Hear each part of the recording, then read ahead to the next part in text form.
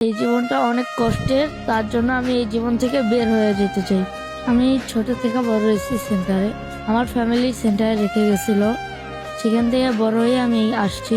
এই মুহূর্তে আমি কমলাপুরেই থাকি, এখানেই খাই, এখানে কিছু করার চেষ্টা করি, কিন্তু করতে পারি না। তোমার ফ্যামিলি বলতে কি তোমার বাবা মাই তোমাকে ফেলে রেখে চলে গেছে? জি, আমাকে বড় হওয়ার পর বলা হয়েছে আপনার বাবা মা আপনাকে এখানে রেখে গেছে।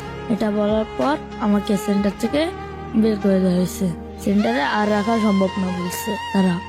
তখন থেকে আমি এই কমলাপুর আসি, এখানে থাকি, এখানে খাওয়া দাওয়া করি, এখানে কিছু একটা করার চেষ্টা করি, কিন্তু কারো হাত ধরতে পারতেছি না। এখানে কারো হাত ধরতে পারলে আমি হয়তো কিছু একটা করতে পারবো, সেটা আমার চেষ্টা। আপনি কি কোনো নেশা টেশা করেন? না, আমি এসবের ভিতরে নাই। আমি চাচ্ছি যে এইসব থেকে বিরতিতে থাকার জন্য, কারণ এসব খেলে আমার লাইফটা আরো একটু ধ্বংসের পথে যাবে, তাই আমি এইসব থেকে দূরেই থাকি। এই যে বাবা মা আপনাকে রেখে গেলে, ছোট থেকে বাবা মায়ের আদর পেলেন না, এই ব্যাপারে আপনার কোনো আক্ষেপ আছে? আমি জানি না আমার কি দোষ ছিল যে আমাকে রেখে যেতে হলো। হতে পারে হয়তো আমার ফ্যামিলিতে কোনো প্রবলেম ছিল, তার জন্য হয়তো রেখে গেছে, কিন্তু আমি জানি না আমার কি দোষ ছিল যে আমাকে রেখে যাওয়া লাগবে। বাবা মায়ের আদর যে পেলেন না, রাস্তাঘাটে অবশ্যই দেখেন যে বাবা মায়ের হাত ধরে আপনার মতন শিশুরা হেঁটে যায়, মার্কেটে যায় এবং স্কুলে যায়। এই দৃশ্যগুলো দেখার পরে আপনার কাছে কেমন মনে হয়? আমার খুবই দুঃখ লাগে এই দৃশ্য দেখার পরে, যে আমার মা বাবা থাকলে হয়তো আমাকেও এভাবে নিয়ে ঘুরতো, আমাকেও মার্কেট নিয়ে যেত, আমাকেও স্কুল নিয়ে যেত, আমাকে নিয়ে ঘুরতো। আমার খুবই দুঃখ লাগে। বাবা মা যে নেই, এটা ভাবতে আপনার কাছে কেমন লাগে? অবশ্যই অনেক দুঃখজনক লাগে আমার কাছে, বাবা নেই, মা নেই, এটা আমার ভাবলেই কান্না আসে। তাই আমি এই ব্যাপারগুলোতে একটু বেশি করি না, ইমোশন হই না, যাতে আমার কান্না আসে, আমি দুর্বল হয়ে পড়ি। কমলাপুর রেল স্টেশনে থাকেন, খাবার খান, পান কোথায়?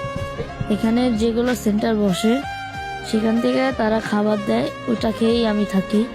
আমাদের অনেক দিনের অভিজ্ঞতা, আমরা দেখি যে আপনাদের মতন শিশুরা ডেন্ডি খাচ্ছে, নেশায় জড়িয়ে পড়ছে, কিন্তু আপনি আর নেশা করছেন না। আপনি বলছেন যে আসলে আমি এর থেকে বিরত থাকতে চাই। আসলে নিজে কি হতে চান? আমি বড় একজন ব্যবসায়ী হতে চাই, যাতে আমার লাইফটা একটু বড় হয়, আমি যাতে বড় হই, আমার সম্মানটা একটু বাড়ে, সেটার জন্য আমি চেষ্টা করি। আমি এই স্টেশন থেকে বের হতে চাই, আমি একটা ভালো জায়গায় যেতে চাই। এই জীবনটা অনেক কষ্টের, তার জন্য আমি এই জীবন থেকে বের হয়ে যেতে চাই, আমি একটা ভালো জীবন যেতে চাই। এই যে বাবা মা আপনাকে রেখে গেল, আপনার ভিতরে কোন ধারণার জিদ কাজ করে?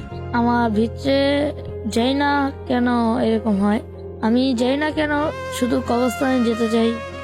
আমার তো মনে হয় আমার বাবা মা নেই দুনিয়ায় এই মুহূর্তে, তাই আমি এখানে আছি।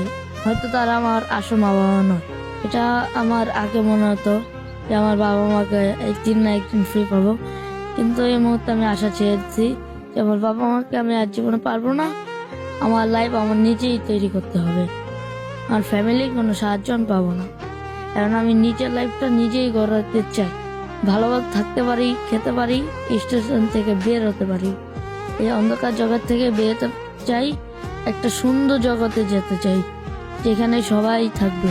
বড় হয়ে একজন প্রতিষ্ঠিত ব্যবসায়ী হতে চান, স্টেশনে থাকার অভিজ্ঞতা তো আছে। এই দুনিয়ার মানুষগুলো কিভাবে ব্যবহার করে আপনাদের সাথে? আমাদের সাথে খুবই খারাপ ব্যবহার করে, তাদের কাছে কি চাইলে তারা গালি দেয়, গালিগালাজ করে, মানে অনেক খারাপ ব্যবহারটাই করে তারা আমাদের সাথে। আপনি দেখতে অনেক সুন্দর, যদি আজকে বাবা মা দেখতো আপনাকে, কেমন হতো? হয়তো আমি আরো ভালো হইতাম, আরো ভালো থাকতাম, আরো ফর্সা হতাম।